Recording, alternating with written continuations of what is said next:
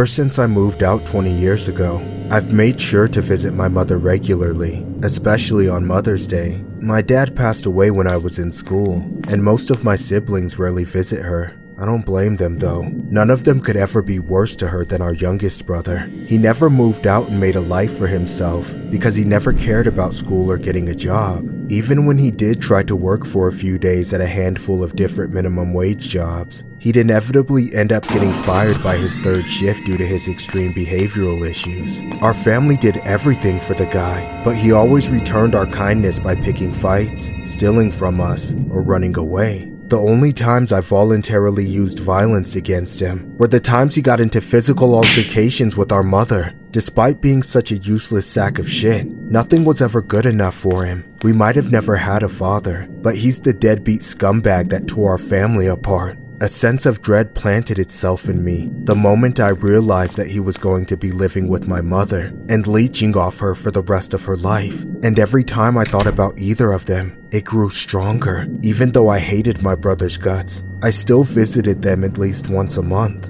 Over the years, the condition of the household only became worse. Every single time I walked in the door, I would hear my brother screaming at my mother about something totally silly. Whether it was about the litter boxes or groceries, it didn't matter. He would blow up about anything at a moment's notice, and there was never any end to his rage. As my mother got older, my brother took more and more control over her. I used to think I could still take him in a fight like I did when we were younger, every time I visited, yet more unhinged than the previous visit. The tension between us grew as I gradually realized that my little brother wasn't so little anymore. He was a mentally sick incel with infinite pent-up rage and the strength to seriously hurt somebody with ease. He took out his self-isolating misery on his mother, and anyone who got close to him would get dragged down to his level. I started visiting less. I was afraid. He would stare at me whenever I was over, trying to find some tiny reason to get mad at me and pick a fight. My mother was a shell of her former self. All the control she ever had over her son was gone. He was the one in control. One time, I visited for the first time in a while and nearly got stabbed at the door by my brother. He was furious with me,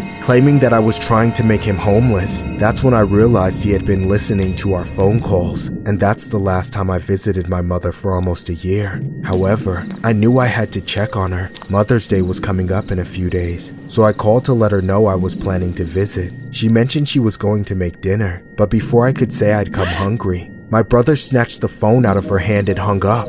I knew it was not going to be a pleasant visit, but I still intended to be there. On Mother's Day, I went to her house and knocked on the door. There was no answer after several knocks, so I opened the door, expecting to have my brother jump out and run me off the property.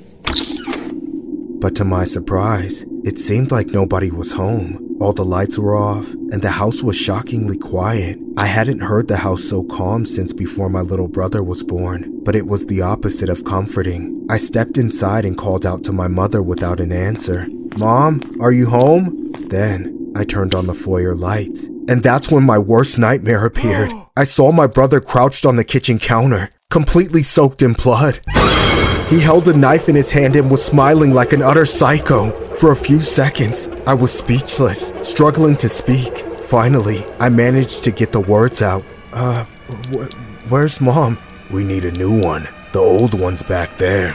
He then pointed his thumb over his shoulder to the backyard. I immediately ran through the front door and went around the side of the house to the backyard. The pool was stained red. My mother was floating face down in the center, drenched in blood. In that instant, I broke down into hysterical tears right next to the pool. I barely had enough control over my body to take my phone out of my pocket and call the police. I was on the phone with them, sobbing and trying to tell them what happened when my brother came outside. As soon as I saw him, I ran back to my car and locked myself in. Minutes later, a swarm of cops arrived and subdued my brother, putting him in handcuffs and stuffing him into the backseat of a cop car. Ever since then, he's acted like he has no idea what's going on, as if that's going to convince anyone that he's innocent. He keeps saying that it wasn't our mom who was in the pool, and that it was a completely different woman. To this day, I'm not sure if my brother was lying, or if he genuinely had mental issues. I just hope he rots in jail and his cellmates give him a taste of what he did to our mother. This story was inspired by a horrific incident regarding a man in Las Vegas, Nevada. who allegedly took out his mother on Mother's Day and then threw her body in a backyard swimming pool. The culprit was a 49-year-old man named Aaron Cooney. The victim's name was Linda Cooney. The incident occurred on Sunday morning at the residence, where officers responded to the gruesome scene. Aaron Cooney's brother said the alleged killer lived with his mother and several others in the residence. When arrested, the defendant was apparently in an advanced state of denial, or perhaps something else entirely, saying stuff like, "That's not our mom anyways, we need a new one." The brother who spoke to law enforcement reportedly said that he asked Aaron where their mother was before finding her in the pool. The violence, however, did not seemingly come out of the blue, the brother allegedly told police. Months earlier, the grieving son said, Aaron had threatened their mother with a knife during an argument about cats, and in multiple other occasions. The defendant has insisted on his innocence, stating that he wasn't a murderer. Aaron has since been sentenced accordingly.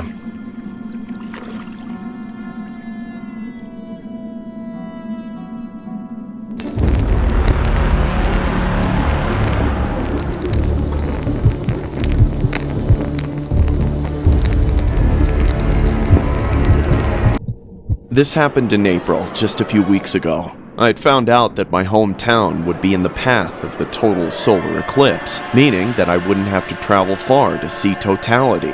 I got my old camera out of the garage so I could get a good video of it. Then, after I bought some eclipse glasses and requested time off work, all my preparations were done. On the morning of the eclipse, I drove a few miles to the nearby nature preserve and parked in a field next to a trailhead. Normally, I would have been the only one there, but the eclipse had drawn a small crowd to the remote area. I didn't want anyone to ruin my video, so I walked away from the people and sat on a hill away from everyone else. After a while, I started zoning out while playing the waiting game. That's when I noticed someone from afar staring at me. I couldn't tell if the person was a man or a woman. It was unsettling as the person looked like an unwrapped mummy, all leathery skin and bones and wispy hair. I figured this person was homeless, or maybe just lived in the woods and had somehow heard about the eclipse and came out to see it. I then saw him or her starting to make their way towards me.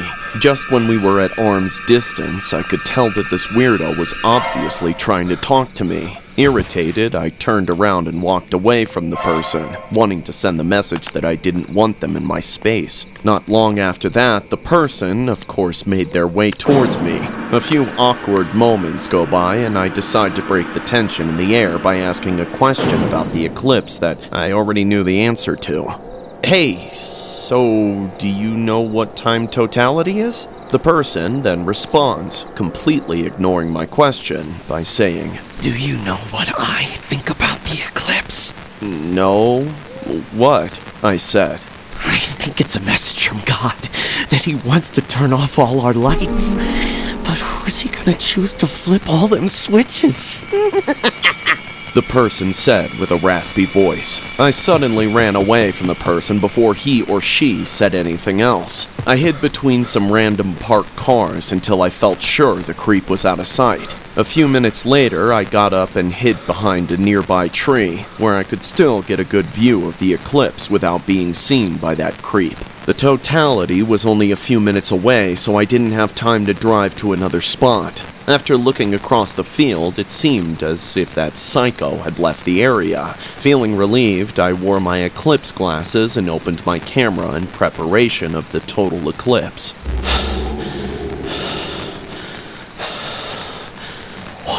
Look at that! It's unbelievable! I've been waiting for this moment for so long. Huh? What the hell? How did you find me? Stand back! Don't come near me with that knife! I'm recording this! It's time for the end. You'll never see the light of day again. Stay away from me, man! Don't hurt me! There's no point in trying to run. You can't outrun the sun!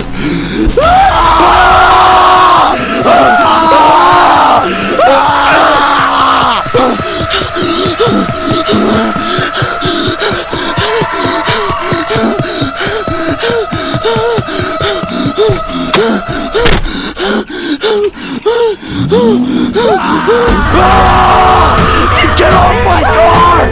Somebody help me!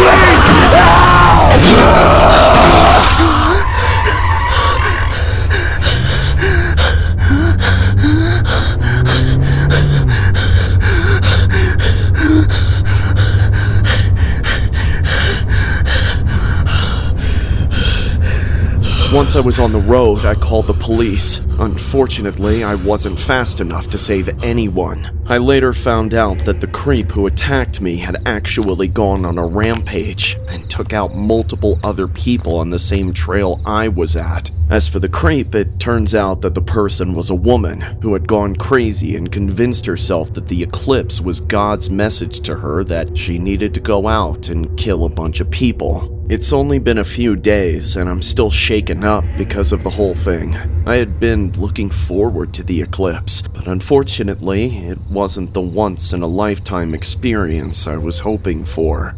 This story was inspired by a horrific incident regarding a woman named Talon Nichelle Celestine, who is accused of going on a firearm rampage along an interstate in northern Florida. The woman claimed that God directed her to it due to the total solar eclipse. The Florida Highway Patrol said in a news release that the female suspect fired at 2 drivers in their moving vehicles on Interstate 10 in Washington County.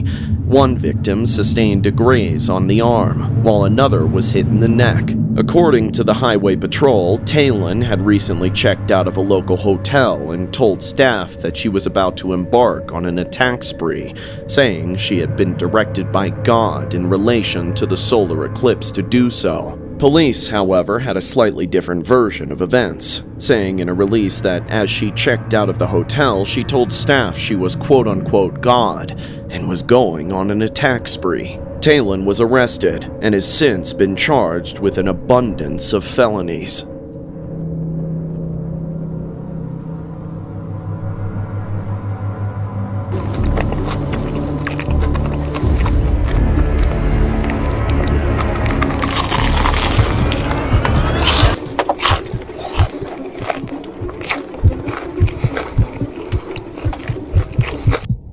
I've lived in the Philippines for my entire life. Growing up, my family and I went to Jollibee's all the time. I guess that's why I ended up working there when I got older. Jollibee's was a fast food restaurant that was notorious for its fried chicken. It was pretty similar to KFC. I only started working there so that I could save up for college. I figured since I liked the restaurant, it wouldn't be bad to work there. But I was very wrong. I absolutely hated it. Not necessarily because of the work itself, though the environment was pretty hostile. The customers were usually extremely demanding, and it was very fast-paced. That wasn't the main reason I hated the job, though. The problem was one of the other employees that I worked with. He was this older guy named John, and he was a total creep.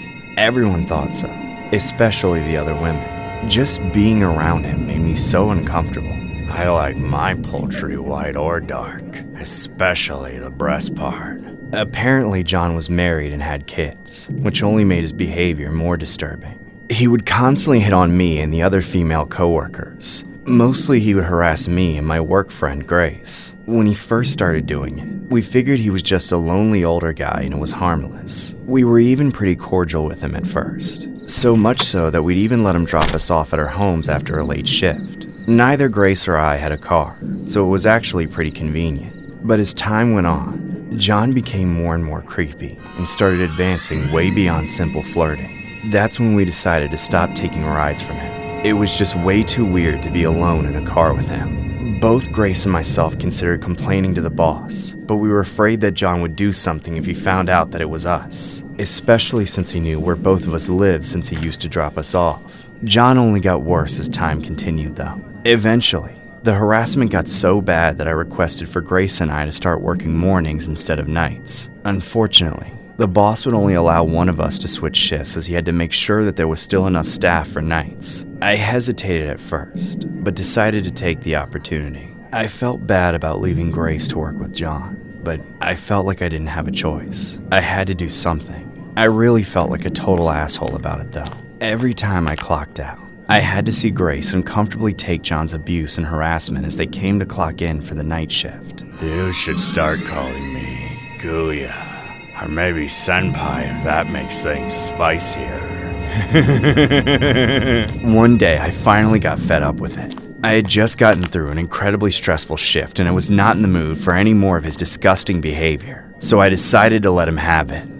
What the hell is wrong with you, you creep? Leave her alone. What, you're such a disgusting piece of shit that your own wife hates you, so you have to take it out on us? I barely even knew what I was saying, but it felt so good to finally tell the jerk how I was feeling. He didn't take it well, though. At first, he just glared at me as I yelled at him. But then, all of a sudden, he snapped. He began charging at me.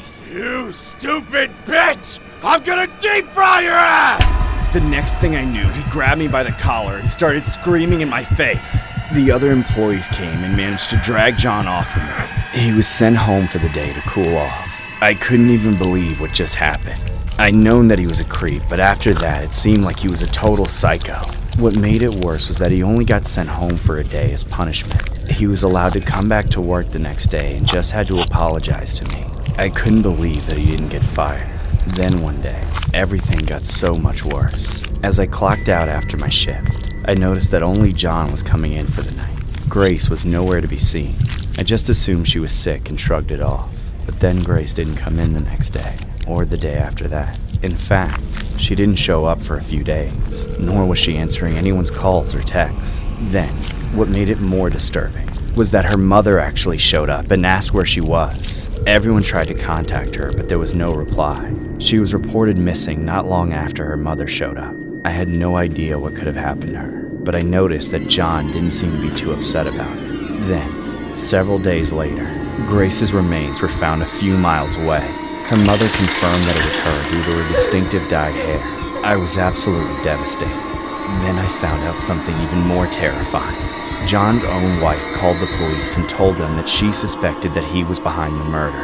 After police questioned him, John turned himself in and admitted that he had done it. He was arrested and charged with murder. I've been traumatized ever since. I know that I was so close to it being me had I not changed my shift, but at the same time, I felt sick about changing it too. If I had been there with Grace during the night shift, then maybe all of this could have been prevented.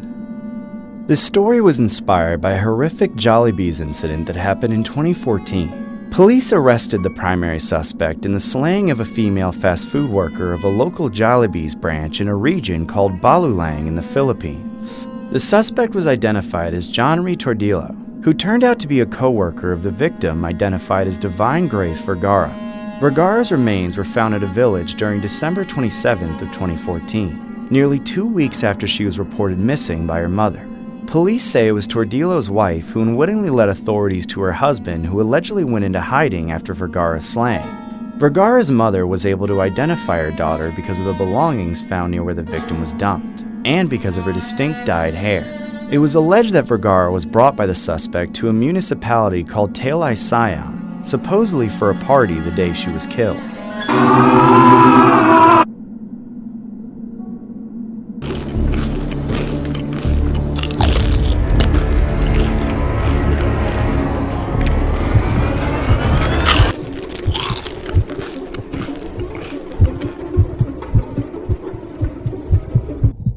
I went to the grocery store one evening after a stressful day at work.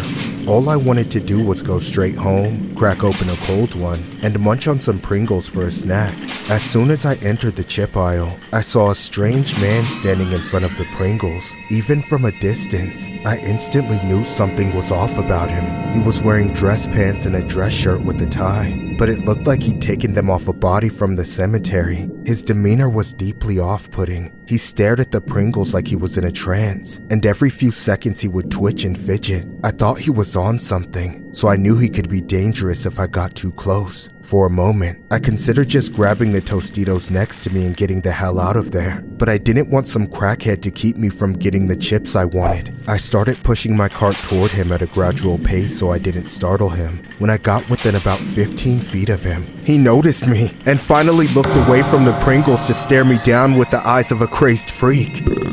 I tried to play it cool and kept inching forward to get what I wanted. When I was finally an arm's length of a can, The psycho suddenly grabbed every single one on the shelf and slammed them into his cart all at once. After he swept every single can of Pringles away, there was only one left on the shelf. I slowly reached for the can, preparing myself for the inevitable freakout when I touched it. But to my surprise, he didn't react. Instead, he just cracked a smile and started laughing like a psycho. So this was all some kind of joke to you? Real funny, man. Grow up and do some laundry. I stormed off, thinking that it all had to be some kind of prank. I got in line for checkout, and by the time I was rolling my cart out the door, I wasn't even thinking about it. However, nothing could have prepared me for what happened next. Oh man, I can't wait to get home. What a day. I don't want to do anything this weekend except get sloshed and pound some Pringles down my esophagus. Pause. You have got to be kidding me. Out of the whole parking lot, he had to park next to my car? No way. I am not loading my groceries next to that freak. I'm just gonna move my car over there and not interact with this weirdo in any way whatsoever. What the hell are you doing? Are you insane? Hey! That's my car you're taking a shit next to! Go dump some logs in Dubai or with the 2 girls from One Cup video! You idiot! Thank God. Are you done? Can you leave me alone now? You know that store had actual bathrooms you could use instead of my car and a Pringles can! No. What are you doing? You can't have more! Dear God. It reeks. Why the hell are you doing this? You animal! Is anyone else seeing this? Am I going insane? Hello? There's a man taking a giant shit in a Pringles can next to my car!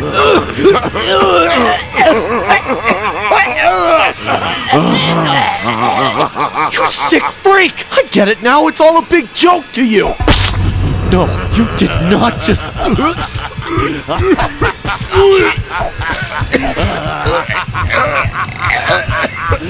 Please stop! Oh God, it's in my mouth! Somebody help me!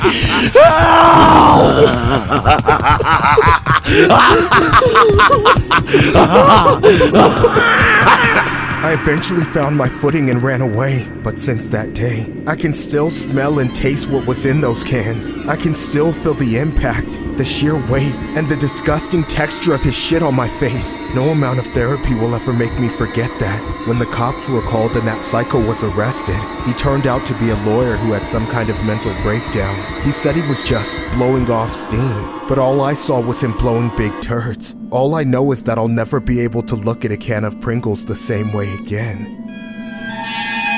This story was inspired by a bizarre case regarding a male attorney named Jack Allen Blakesley, who got suspended for at least 6 months after tossing a poop-filled Pringles can into the parking lot of a victim advocacy center. Blakesley admitted during a disciplinary hearing that he threw the can from his car into the parking lot at least 10 times to quote-unquote blow off steam. Blakesley claimed that he was not targeting anyone, but had a habit of defecating in Pringles cans. He later pleaded guilty to misdemeanor charges of disorderly conduct and littering.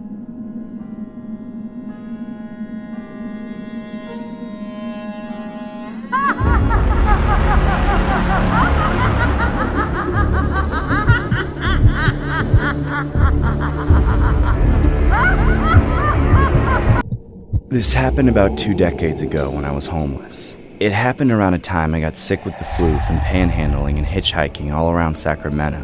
Pretty soon, I got a huge break. I found out about an old lady named Dorothy. She ran a boarding house for people who were homeless or mentally ill.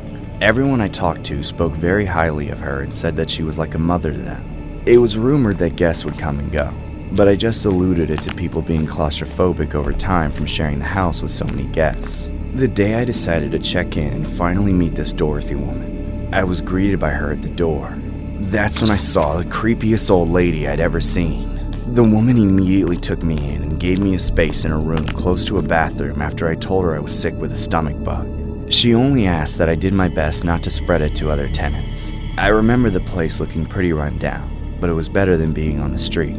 The first night I stayed was fine. I made a few friends and had a decent sleep despite not feeling well. The next morning, Dorothy made the guest breakfast. She passed around plates of food to everyone, but when she came to me, I had to decline. I explained that I was still too ill to eat, but I could tell she took it as an insult with the look she was giving me. At dinner time, I had to decline again, but she was insistent that I eat, saying I wouldn't get better if I didn't eat anything. I repeated what I said about not physically being able to eat, but it was like she didn't understand. She got upset and kept taking my refusals as insults. As expected, when I didn't eat the breakfast she made me the next morning, she was furious. She started screaming at me in front of the guests. She even threatened to kick me out. However, I found her insistence that I eat very strange, but in a way, it was very motherly. However, it was nothing compared to how she acted at night. There was one night when I was having a lot of trouble sleeping because of my sickness. It was roughly 1 or 2 in the morning when I noticed something bizarre. I remember seeing Dorothy come into the bedroom and start petting multiple guests' heads like they were dogs. I found this rather disturbing that she would do such a thing to strangers. None of the people she petted ever noticed. They didn't even stir. It was like they were in the deepest sleep of their lives. A few minutes later, Dorothy would leave the room, go into the backyard, and start doing yard work. I peeked out a window a few times to see what she was doing, but it was too dark to see anything. The best I could figure was that she was gardening, but it baffled me that she would do that sort of thing in the middle of the night. A few days into my stay, some of the tenants were talking about doing something nice for Dorothy for Mother's Day. I hadn't realized that it was the next day, but I also wasn't keen on doing anything much for her. If anything, I might have finally been able to eat some of her food. Unfortunately, I never got the chance. I received a rude awakening that night which cut my stay short.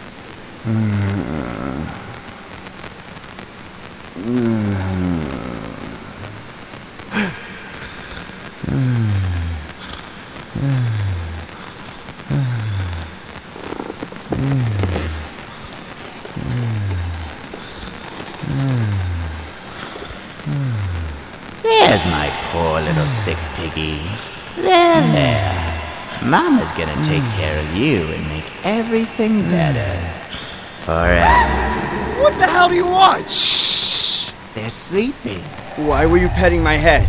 Because Mommy loves you, darling. I don't care. Stay away from me. But you need to eat something, sweetie. It's been days. I don't want anything to eat. Just leave me alone. How about just a cookie? No, I'm okay. Come on. Here comes the airplane. No, I don't want it. You're crazy. Happy Mother's Day, bitch! Now eat the damn cookie. It's good for you. What the hell is wrong with you? Just get off me.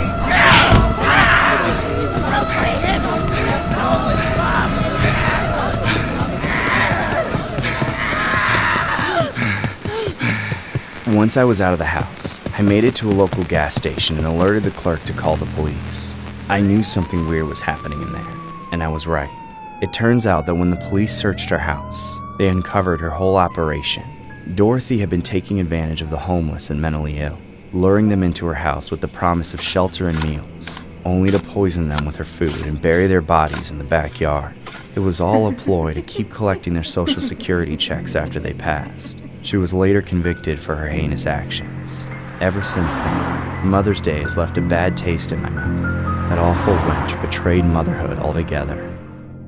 The story was inspired by a horrifying Mother's Day occurrence regarding a woman named Dorothea Puente, who ran a boarding house for vulnerable people in Sacramento, California. Eventually, it emerged that she had executed some of her guests, targeting those who had mental health issues or were homeless. What's tragic was how the guests looked and referred to Dorothea as a mother figure. It was revealed that Dorothea would sedate the guests, execute them, and then bury them in the backyard before continuing to cash in their social security checks. Ultimately, she got caught and was sentenced to life in prison without the possibility of parole.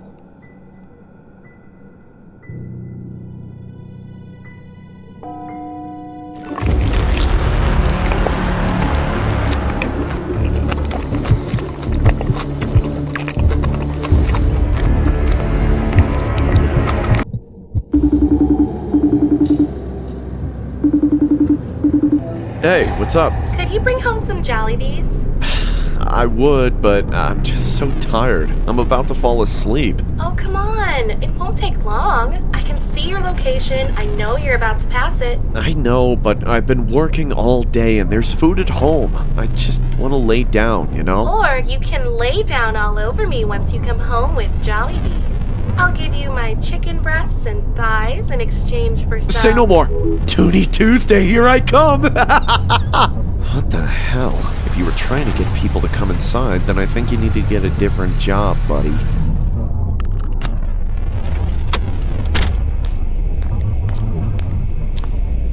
Hey man, slow night, right? I guess they don't pay you to talk. Okay, see ya.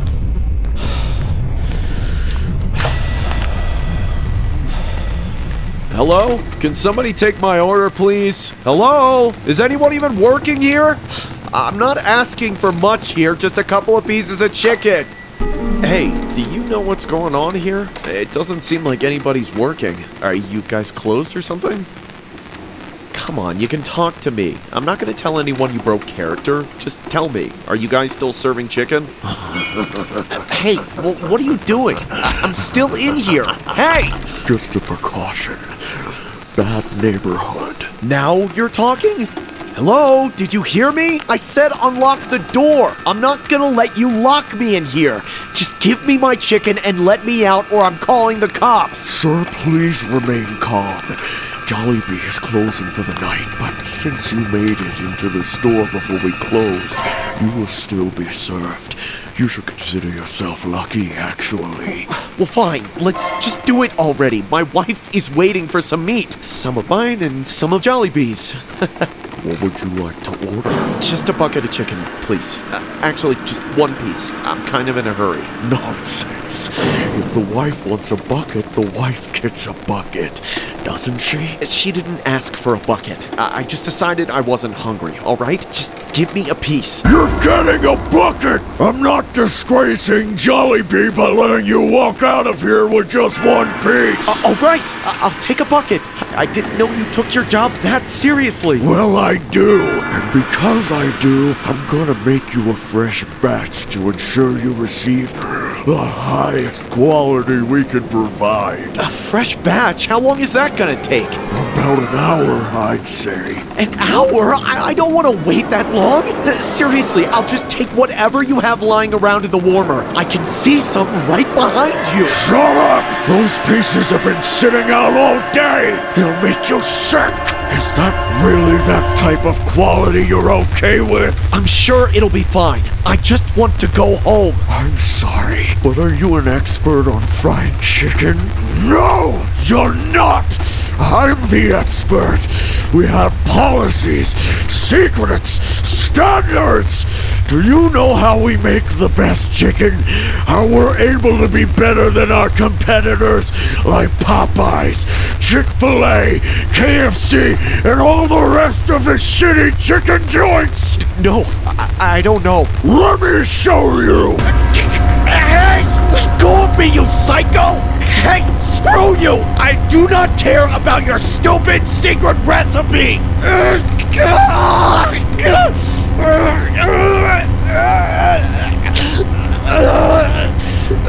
Let go of me! Help! Stop squirming! I'm about to show you something amazing! Behind this door is the secret to the success of Jollibees! I don't care! It's not even that good!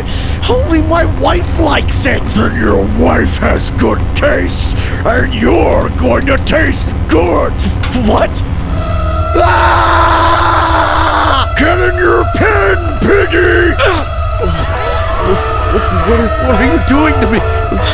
Let me go! You mean you haven't figured it out yet? Wow, you're not the brightest, are you? The delicious meat of the heart of Jollibees comes from idiots like you. And I get the pleasure of hacking you to pieces for the deep fryer. No!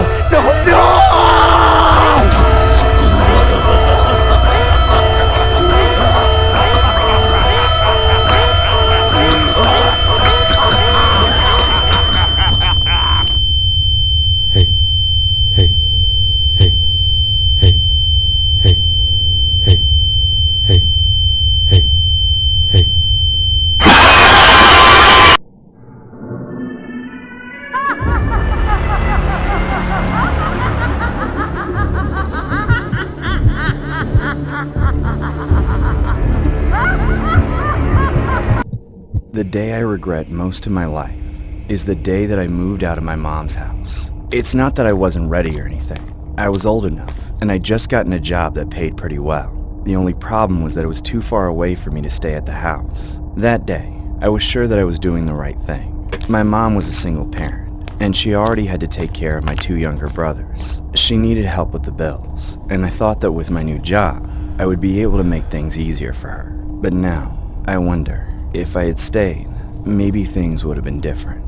My dad died a few years earlier due to complications, and once he was gone, my mom had to start taking care of us and living off welfare. It was hard, but I did my best to help out since I was the oldest. Still, once Dad was gone, she became an emotional wreck. It's like she wasn't all there anymore. Some days, I'd barely even recognize her. It almost seemed to get worse once I moved out. Every time I visited, she seemed to have gone further off the deep end. At first, it was just random phases of depression where she would lay around the house all day and barely say a word.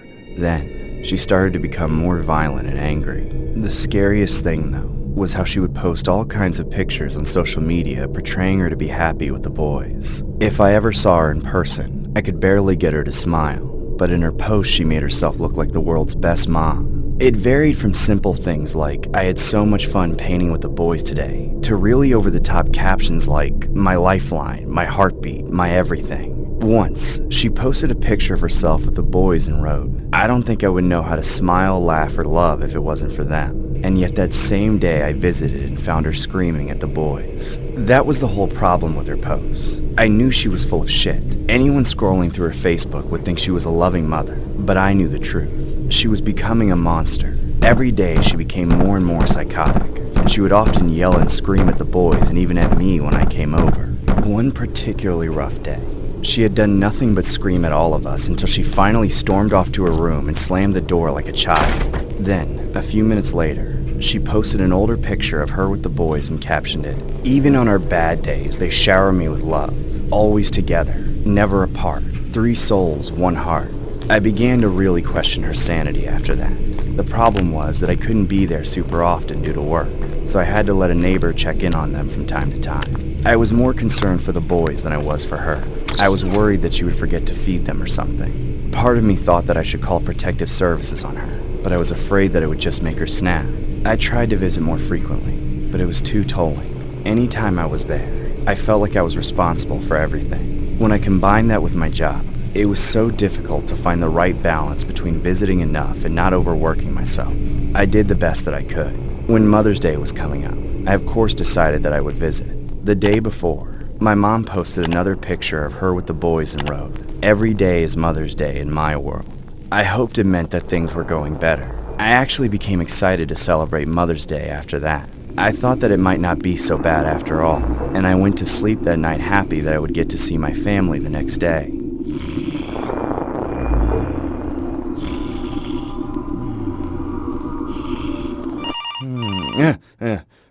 I got a phone call in the middle of the night. It woke me up suddenly, and I looked at the time. It was very late, around 2 or 3 in the morning.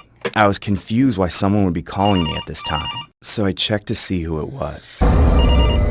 It was from the neighbor. I knew it had to be bad news. There was no other reason why they would call so late. Hello? You need to come to the house right away.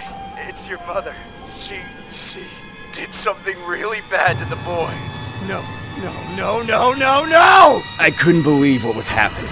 The neighbor had said that he heard loud bang sounds and immediately went to check on the house. And when he got there, it was already too late. That psycho had already taken out the boys. I got to the house as fast as I could. I don't even know how I had made it there without wrecking. I had never driven so fast before. When I walked into the house, I found my mom crouched down and curled up into a corner of the room. Where are they? What did you do, you bitch? What kind of Mother's Day is this? The neighbor immediately called the cops and my mother was arrested. I've been traumatized by Mother's Day ever since. I can't get that picture of her horrific smile and the boys out of my mind. Every day is Mother's Day in my world. The story was inspired by a horrific Mother's Day incident regarding a woman named Tiffany Lucas, who allegedly took out 2 of her young ones after consistently posting about her love for them on Facebook. The victims were two males named Jaden and Maurice. A neighbor found the victims on a bed inside their Shepherdsville, Kentucky home. The victims were rushed to the hospital but unfortunately didn't make it. Shortly after the boys were found, Lucas, 32, reportedly collapsed on the lawn of the home. Just weeks before the occurrence, Tiffany would share photos and videos from outings with the victims. She would share photos on Facebook of the trio dressed up as Star Wars characters on Halloween. In another recent post sharing photos of the victims, she wrote, "Had so much fun painting with the boys." On May 27th, she captioned a photo of herself with the victims saying, "My lifeline, my heartbeat, my everything." Weeks before that, she wrote on her Facebook page saying, "Every day is Mother's Day in my world. I don't think I would know how to smile, love, or survive if it wasn't for them. Even on our bad days, they shower me with an abundance of love. Always together, never apart. 3 souls, 1 heart."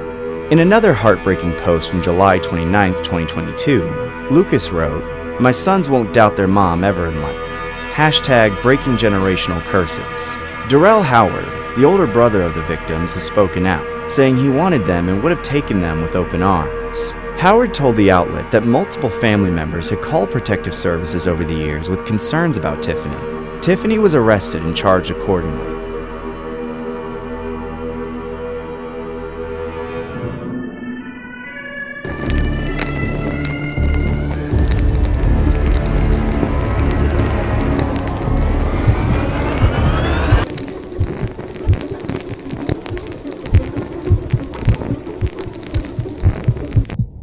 This happened not too long ago. It was around the time of the solar eclipse. It's probably the most terrifying thing that has ever happened to me. I'm a family doctor. I work 6 days a week and have many patients who rely on me. Some days I end up working 16 hours just to fit them all in. Still, it's rewarding work, and I love being able to help people. In the days leading up to the eclipse, everyone at my office was excited about it. We all decided to leave ourselves an opening in the schedule that day so that we could see it. I knew it would just make me busier later, but I didn't want to let that stop me from enjoying it with everyone else. So, when the day came, the staff and I went outside close to totality. We all wore solar eclipse glasses just to play it safe, of course. Everything went as planned. It was dark for a few minutes, and then it went back to light.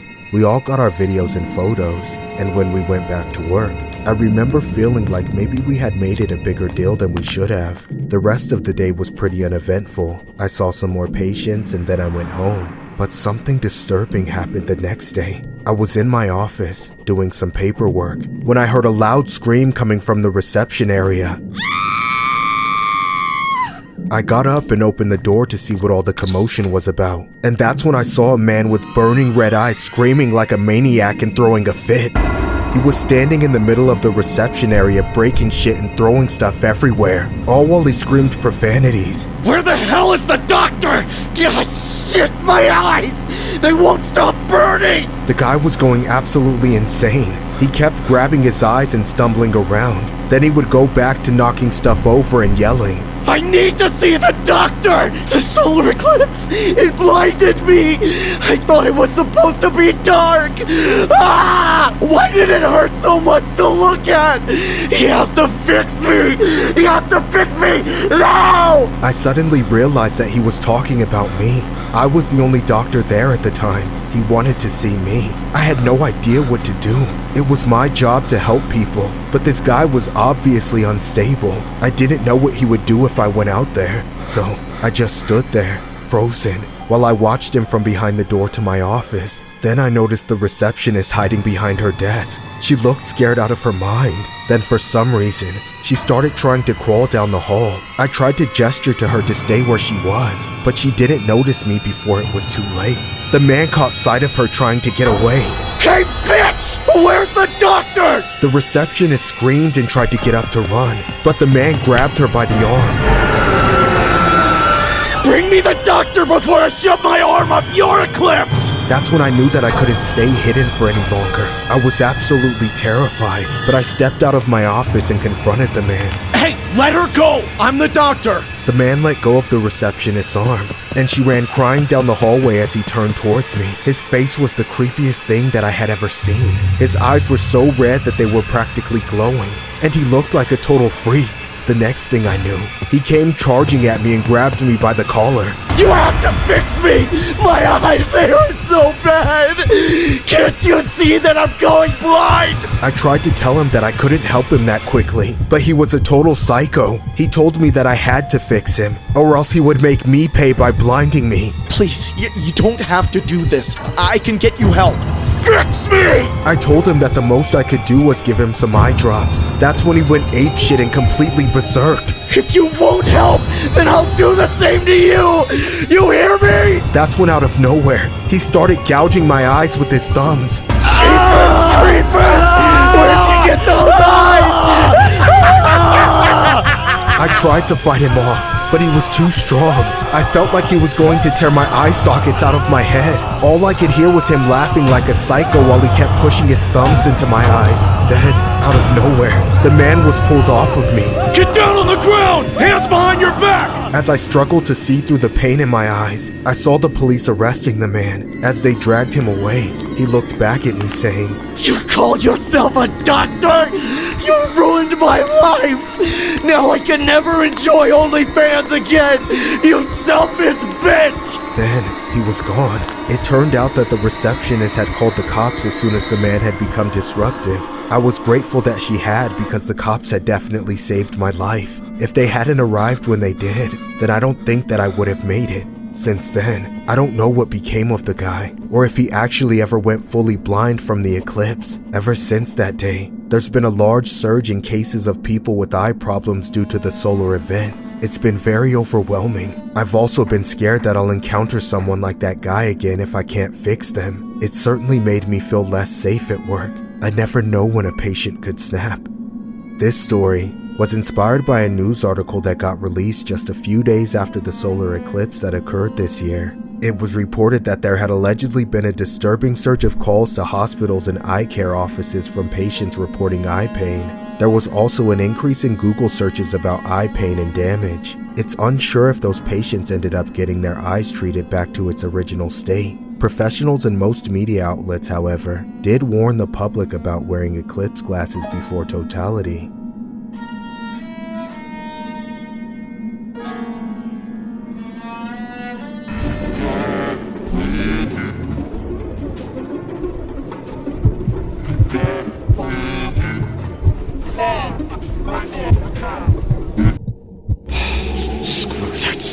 Unloyal kid guzzling somebody's daughter hoe-ass named Jessie. She couldn't tell her own backside from a hole in the ground, much less a good boyfriend from a worthless jerk. All she cares about is hopping from one guy to the next, chasing the next biggest Woody. I mean, her ex was a disgusting pig, and now she's obsessed with some dumb moron that looks like Mr. Potato Head. I'm sure it won't be long before she finds some ancient dinosaur with a bunch of money and hops on him to suck every last cent she can before he bounces. That judgmental, gold-digging waste of 6 months of my life! I hope I never see her again!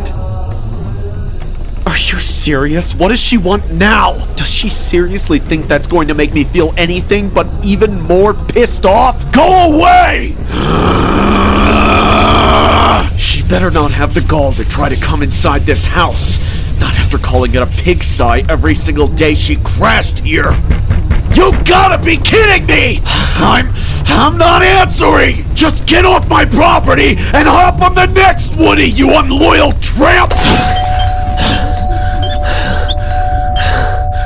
Ah! Go away! I don't want to talk to you! Alright, fine!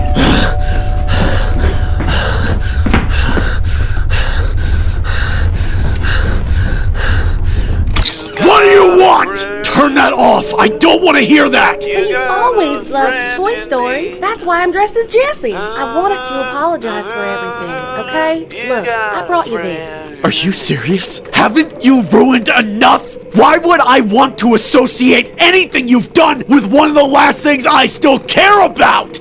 I thought I said I never wanted anything to do with you ever again. Just get off my doorstep and never come back. Please, just take the doll. It's all I ask. Think of it as a parting gift if you have to. Just take it, please. If I take this stupid doll, then will you leave me the hell alone? Yes, I will. Fine, hand it over. Hey, you forgot your stupid boombox! Such a shame. You look exactly like the real Woody, but you're probably a bomb or some kind of hidden camera, so... What the hell? I'm so sick of all this crap. I just want to go to bed.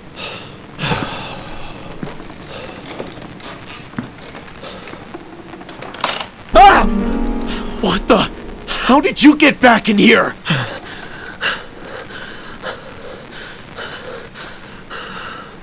How did you get back in here? It's impossible. Why can't I put this mess behind me already? Get out! Get out of my life! You stupid, annoying, cheating witch! Screw you, Woody!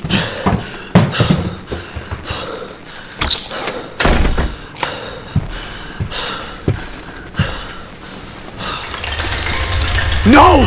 No, no, no!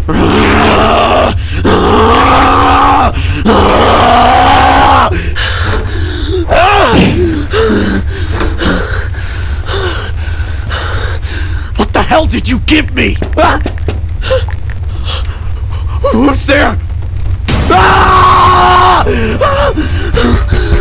You got a friend in me! Who's there? Stop messing with me! I swear! No, I don't! Leave me alone or I'm calling the cops! Oh, thank God. What's happening to me?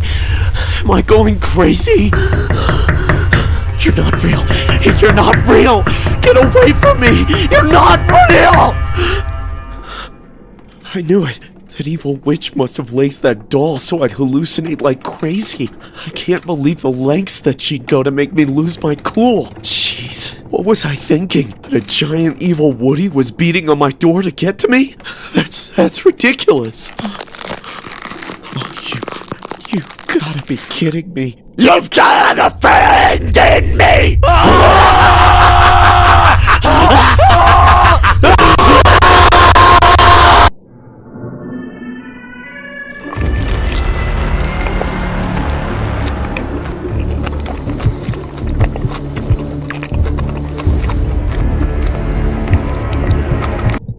I used to love Jollibee's, like really love it. It was easily my favorite of all the different chicken joints. I would normally go there at least once a week. Somehow I never got tired of it, and it was always a great experience. That is, until one day. Usually, I would go to Jollibee's on my lunch break. My husband didn't share my obsession with their food, so I almost never had it for dinner. It's not that he didn't like it, he just didn't want to have it as often as I did. Then one night, I got off work later than normal, and I got my husband to agree to let me bring home Jollibee's for dinner so that we wouldn't have to cook anything. I'd already had it for lunch that day, but I really didn't mind having it again. So I headed over to the closest restaurant to pick up our chicken. When I got there were almost no cars in the parking lot, which was weird because the place was typically pretty crowded when I went there. I figured it was because I was getting there so much later than normal. After parking, I headed inside. It was totally dead and empty. I only saw one other customer sitting in a corner by themselves. It was kind of eerie for some reason. I was so used to standing in a long line to get food. It just felt strange to be one of the only people there. As I looked around, I noticed that all of the staff working that night looked really creepy too. I'd never seen any of them in there before. They all had deranged smiles on their faces while they worked. It was like they had no souls or something. I must have stood at the front of the restaurant for close to a minute before I actually walked fully inside and headed over to the counter. The staff all stared at me as I walked up, still with the same creepy smiles. I began to feel incredibly uneasy, but I told myself that I was being silly. I'd been to this Jollibee's 100 times before. Everything was going to be fine. I approached the cashier and tried to say something friendly to make the situation feel less strange. Hi, how are you doing tonight? The cashier didn't say anything back. He just continued to stare at me, smiling widely. Pretty slow, huh? I'm not used to it being so empty in here. The cashier stared back at me for a few more seconds. Then, he slowly opened his mouth and let out the creepiest laugh I had ever heard. It was so freaky. The guy barely sounded human. I decided right then that I needed to get out of there as quickly as possible. I ordered a bucket of chicken and anxiously waited for it to be ready. The cashier still didn't say a word the entire time that I ordered. After what felt like forever, the food was finally ready. The cashier handed me the bag and watched me as I snatched it from him and hurried out of the restaurant as fast as I could. Enjoy. By the time I got home, I had mostly gotten over the experience, though I did promise myself that I would never go there at night again. I brought the food inside and called my husband to the table to eat. As soon as I opened the bag to bring out the chicken, I felt like it had all been worth it. It smelled so good, I couldn't wait to eat. My husband and I immediately began to dig in. Everything tasted delicious, and I had completely forgiven the workers for being so creepy. At least they still knew how to make their chicken.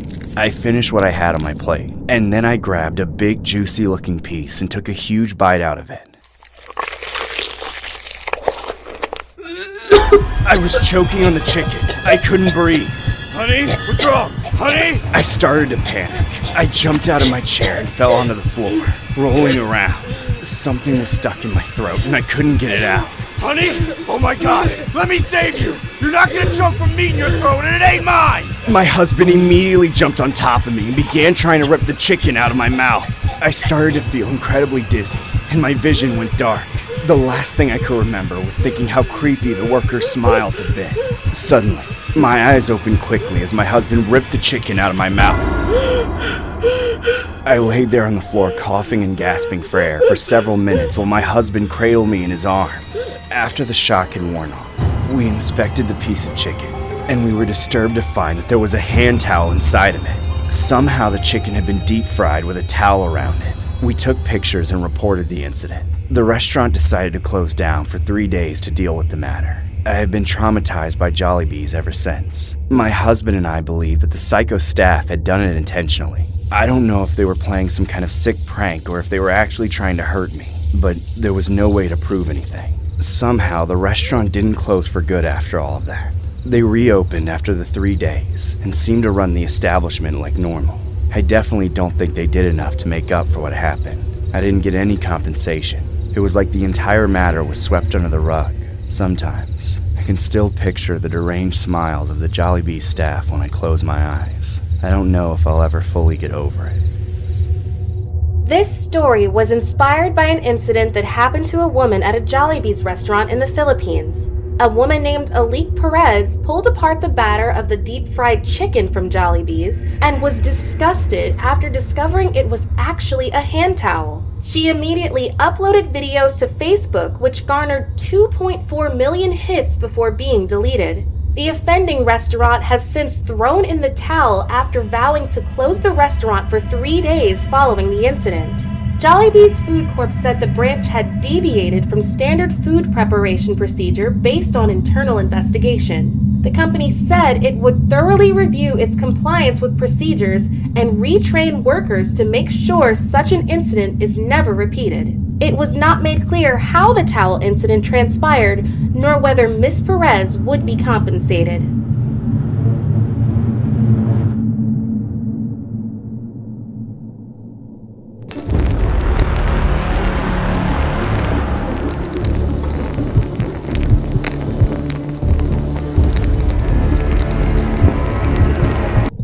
I'd been dating this woman for several months before it all happened. It started out okay, but I quickly realized that there was something off about her. She wasn't all there in the head. I don't know if she'd always been that way, or if it was something that happened to her later in life, but I think that I could say that she had truly gone mad by the time we got together. At first, it was just little things I noticed. She would say something that didn't make any sense, or I would catch her whispering to herself intensely. I figured they were only quirks and I ignored them. I didn't want to judge her too quickly. Maybe if I had, things would have been different. It didn't really get bad until the days leading up to the solar eclipse. Everyone was making jokes about different things that were going to happen on April 8th, when the moon passed in front of the sun and blocked out our view of it. It was all just for fun, but she took it to a whole nother level. She truly believed that the world was going to end that day. She was one of those conspiracy theorists that had gone off the deep end. As soon as she heard about the eclipse, it was all she could talk about from then on.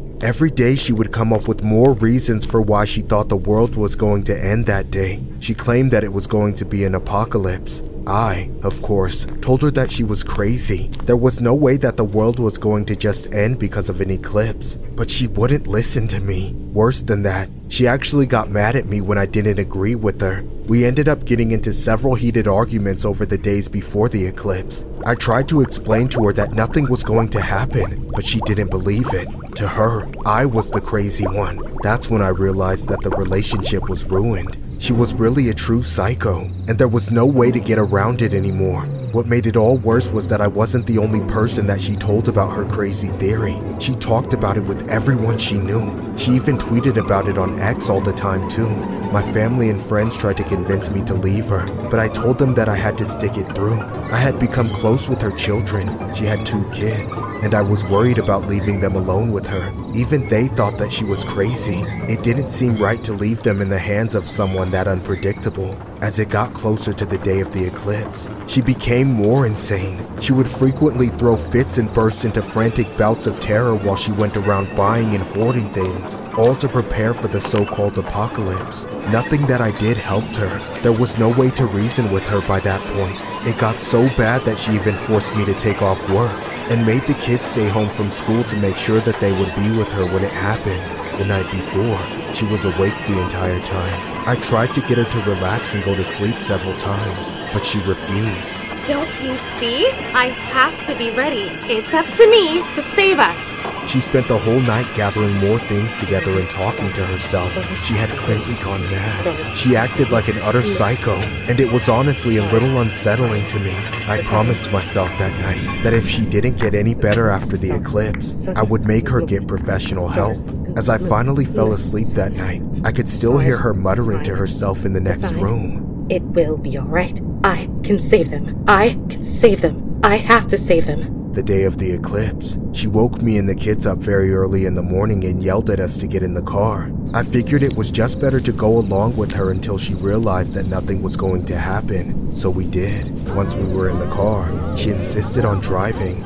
I asked her where we were going, but she wouldn't tell me. Someplace safe, I promise. The next thing I knew, we were driving on some country roads not far from our house, and she started speeding like crazy. She had to be going at least 40 miles over the speed limit. I told her to calm down, but she wouldn't listen. All that did was make her go even more psycho. Slow down! Are you crazy? You're gonna get us killed! She started laughing like an utter creep. She started swerving everywhere. The kids were screaming in the back seat.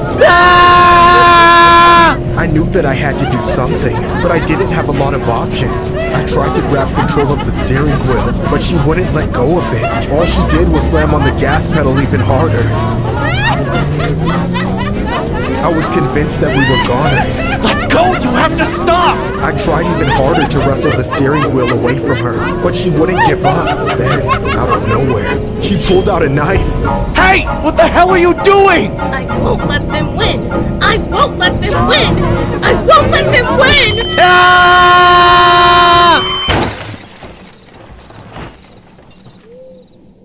This story was inspired by a disturbing incident regarding an astrology influencer named Danielle Johnson, who was allegedly driven by fears about the solar eclipse and went on a rampage, taking out her partner and young ones from a moving car before ramming the vehicle into a tree. The rampage happened in Los Angeles on the 8th of April, the same day that a rare phenomenon of a total solar eclipse plunged parts of the US into darkness. In the days leading up to the attack, Johnson took to social media to voice her beliefs that the solar eclipse would be quote-unquote epitome of spiritual warfare, posting under the name Ioka. The astrology influencer had over 100,000 followers and often reposted conspiracy theories on her page. Prior to Monday's rampage, she had posted messages on X telling people quote-unquote, "Wake up, the apocalypse is here, and warning her followers that they needed to pick a side. In the early hours of Monday morning, hours before the eclipse, police say that she went on the rampage.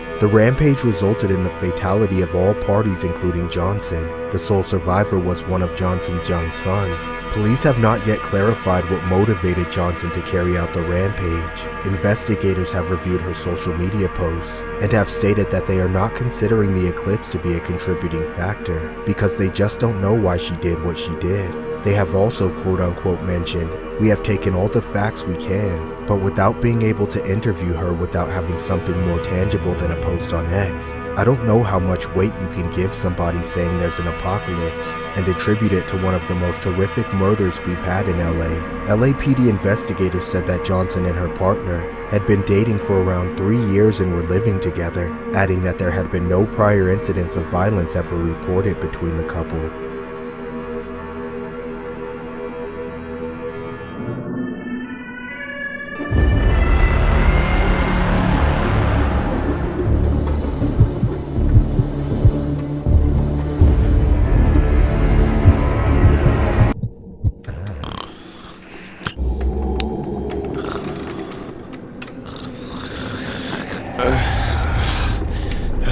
Man, I fell asleep watching Horror Shorts Party again. No wonder my dreams were so crazy. I've seen this one already. This shit still gives me the creeps. Mom? Are you home? Dang it, where is she? She should be home by now. What the? Jeez. That's what I get for watching scary stories all night. Hey, Mom. Are you on your way home yet? No, honey, I'm sorry, but I'm gonna be late. What? Why? The health department is making us all stick around to clean the machines. But isn't that dangerous? They should get someone else to do it. Don't worry, it'll be fine. Everything's off, so there's no chance of anyone getting hurt. Alright, fine. Just be careful, okay? I will, and it won't take long, I promise. Did you see the dinner I left on the counter? No. Well, it should hold you over for the night. Anyway, I gotta go now. My supervisor's back on the Mom? Come on, really? Whatever.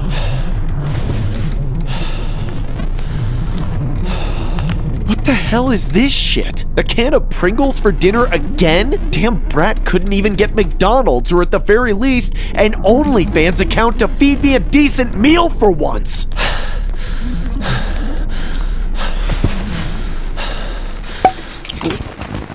Huh? What the? What's going on?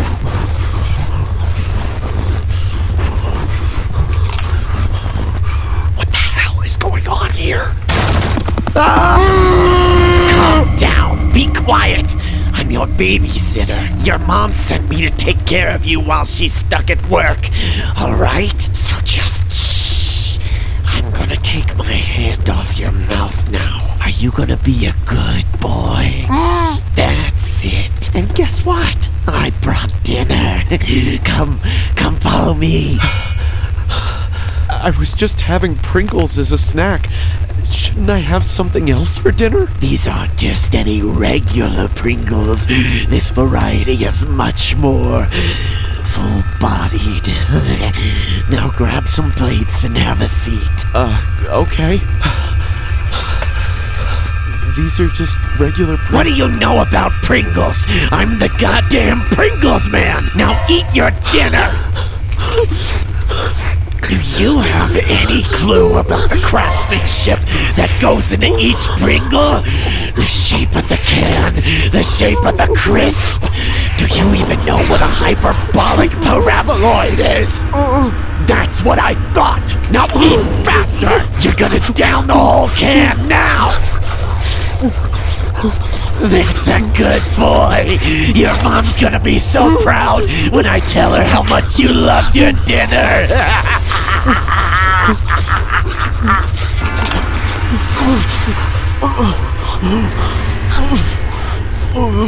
How was it? Did you enjoy it? It had good flavor. That mystery flavor you were tasting. Since you enjoyed it so much, I have a special treat for you. What? What is it? One more chip. But so full already. Shut up! Just think of it like one of those stupid one-chip challenges you little idiots like on TikTok. Now, what do you say? Do you want the chip? Sure. What the? Why does it look like a face? Isn't it obvious? That face should look familiar to you. You just saw it on the phone a few minutes ago. No, I don't believe you. This is some kind of trick. Nobody would ever do that to another person. It's no joke.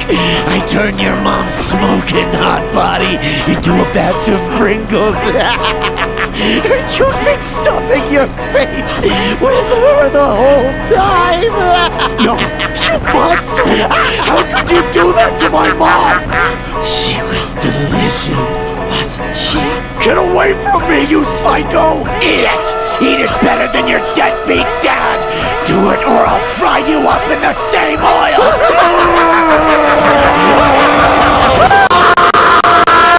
This story was inspired by a horrific incident revolving around a young woman suffered an agonizing fatality after she fell into an industrial potato chipper at work. The victim was a 24-year-old woman named Rafaela Alves dos Santos. According to reports, she fell onto the conveyor belt that carried potatoes to be chopped into chips and was crushed by the engine mount. Moments before the accident, she had been separating potatoes from organic matter on the conveyor belt. The potatoes were destined to be turned into Pringles and other various branded chips for supermarkets. A co-worker who was stood beside her at the time told how the belt was switched off, but suddenly turned on automatically, carrying Rafaela at speed towards the engine mount. The investigation into her death has since been ongoing.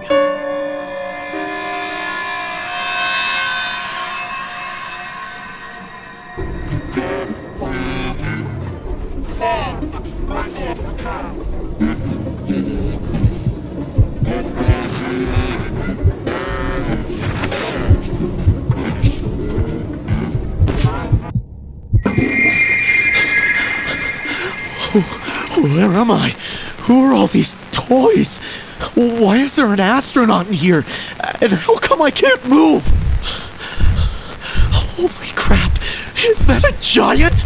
That kid is massive! Whoa, whoa, whoa, whoa, don't come over here! No, no, no, no, don't step on me! Ah! Holy shit, I thought that was the end. What's he doing?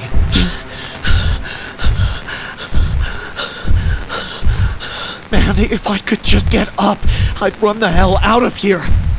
I don't want to see what this thing has in store for me. What's he doing now? He's just gonna leave? Well, I guess that's fine for now, but I still can't move a muscle. What's happening? What are they doing? What's going on here? How come they can move but I can't? Why can't I wake up from this nightmare? What's up with him? Is he new here? I've never seen him before. He must be new. Then why isn't he waking up? Crap, they're looking right at me. Hey, you guys, do you know what's happening here? I can't move. You gotta help me before that giant thing comes back. Hello? Can you hear me? He's looking right at us, but he isn't saying anything. He hasn't moved yet either. You think maybe he's just stupid or something? Maybe he's a vibrator from the adult store. Damn it! I can't hear me? That's not fair. No, I have to figure out how to move somehow. Come on, legs! Don't fail me now! Move! Legs, move! Come on, come on! It's useless. When did you get there?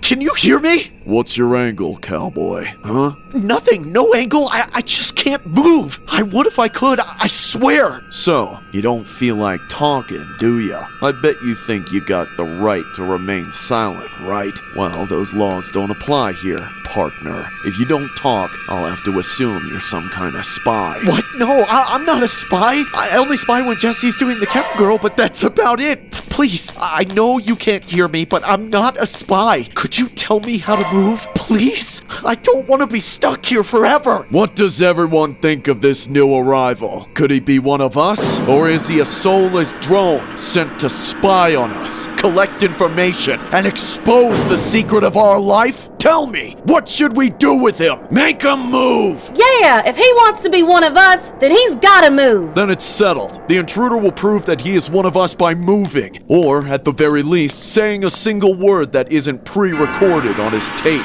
You hear that? You better move if you want to avoid being fed to the beast. The beast? What do you mean? Please, no.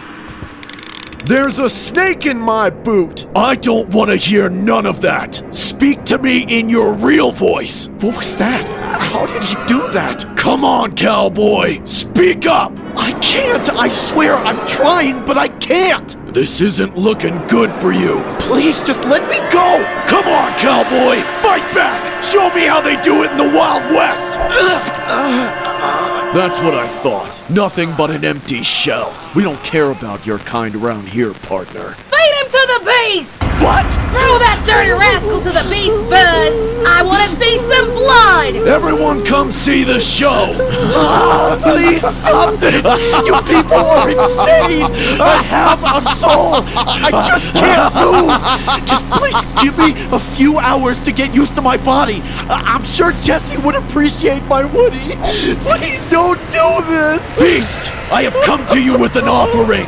Please come forward and accept our humble gift. What in the name of all that is holy is that abomination?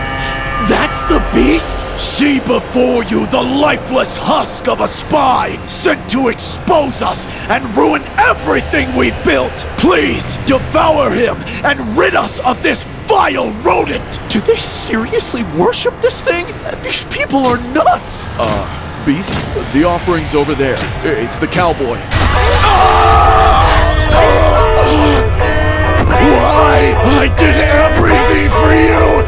I was your vessel, your servant, your... No, please don't. I don't want to die. Leave me alone. Don't touch me.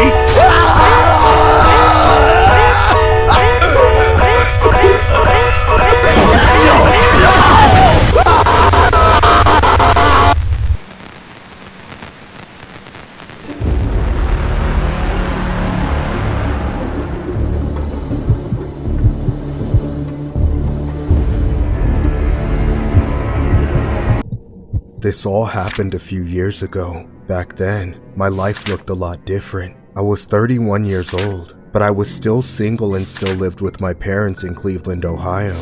Needless to say, things weren't going too well for me. I figured that my life would get a lot better if I could just meet a girl and fall in love, but I hadn't had much luck with that over the years. I used to go to this bar every Friday night after work in the hopes of meeting someone, but I never did. Usually, after I had struck out a couple of times with different women, I would find myself getting shit-faced off of beers and Pringle chips that I would buy from the bar. So, that's where I happened to be when it happened. This one Friday night, I got brutally rejected by this especially attractive woman. I was already feeling really shitty about myself that night too. I went at the beers hard after that, even harder than usual. I got so shit-faced that night that I found myself struggling to get out of the door a few hours later. I grabbed my Pringle chips and stumbled outside, trying not to pass out. I hadn't been that drunk in a long time. I even collapsed a couple of times as I attempted to take a few steps away from the bar. After the second or third time of falling over, I got up and vomited right in the middle of the sidewalk. That seemed to trigger something inside of me,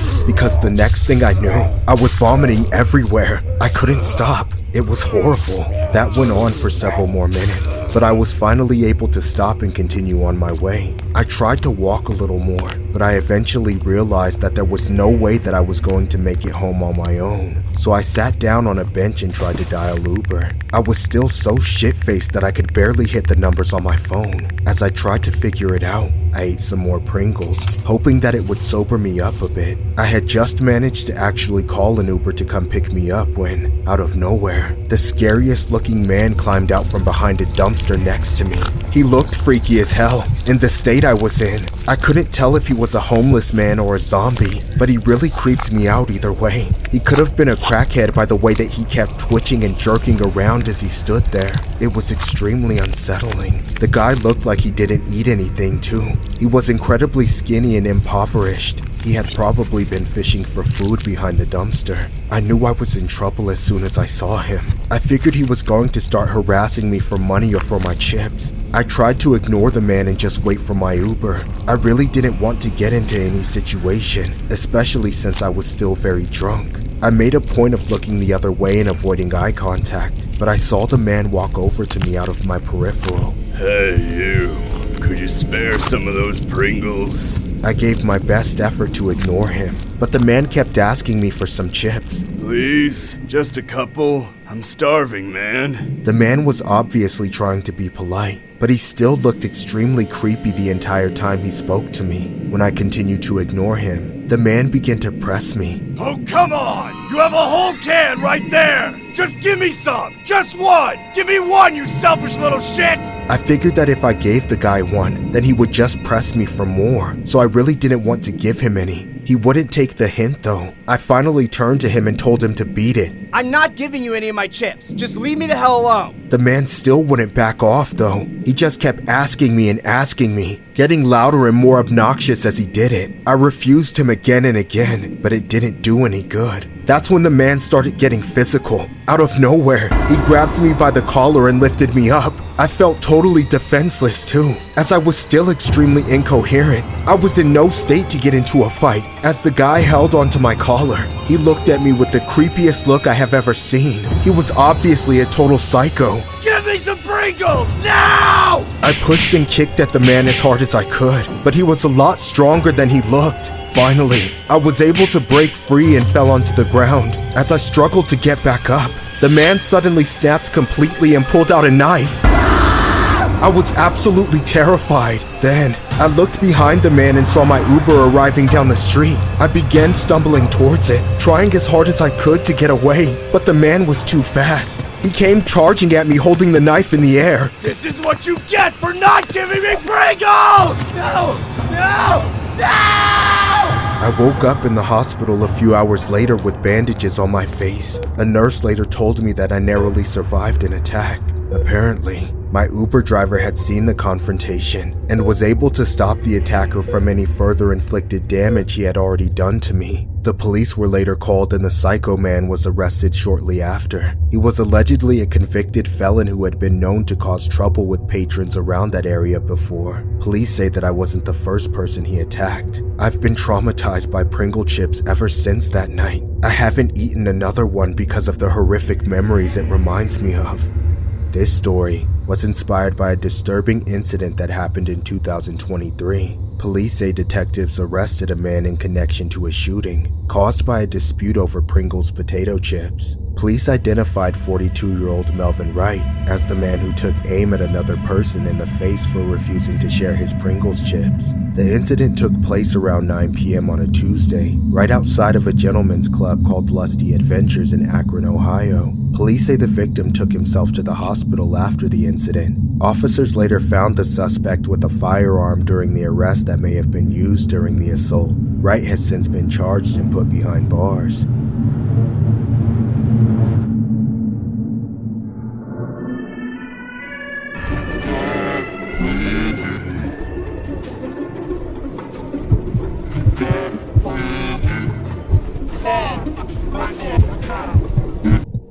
My name is Andy.